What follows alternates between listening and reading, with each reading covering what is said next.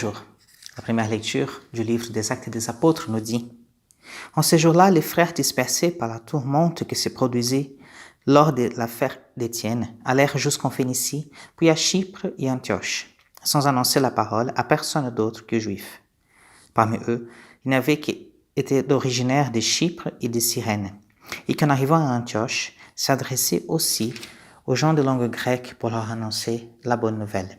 Jésus est le Seigneur.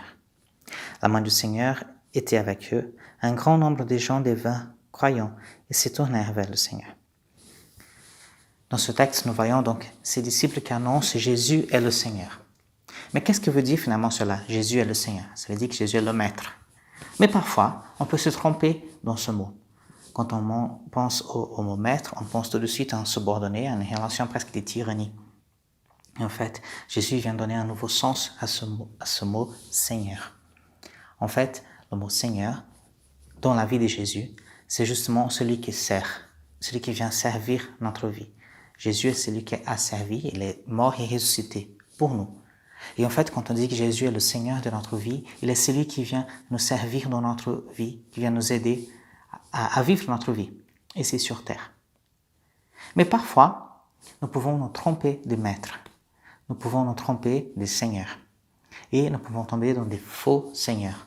C'est-à-dire, on croit qu'ils sont des choses qui nous aident, mais qui ne nous aident pas. Je vais donner quelques exemples des faux maîtres, des faux seigneurs, de fausses aides. En fait, il y a plusieurs choses, par exemple la magie, la voyance, quand on va invoquer les esprits des morts, par exemple, même l'horoscope. En fait, ce sont des choses que, en fait, on peut se poser la question, mais qui est derrière cela? Qui est-ce qui révèle ces choses-là? Et qui pourtant, parfois, sont des choses vraies en plus. Mais qui révèle cela?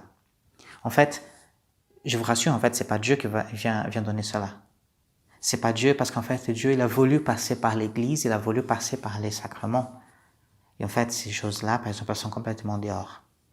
Et quand on rentre dans une situation comme celle-ci, en fait, c'est comme si on donnait la clé de notre maison à n'importe qui et qu'on ne sait même pas qu'est-ce que la personne va faire là-dedans, on ne sait même pas ses intentions. C'est-à-dire, on donne accès et donc, en fait, cela peut rentrer dans notre cœur comme on soit des virus et qui va nous faire tomber malade et mourir à petit feu. Mais en fait, quand on dit Jésus est le Seigneur de ma vie, et quand je veux vraiment suivre le Seigneur, en fait, Jésus vient nous montrer la vérité. Jésus nous montre la vérité. Et la vérité est, nous sommes pécheurs, mais nous sommes tellement aimés par Dieu.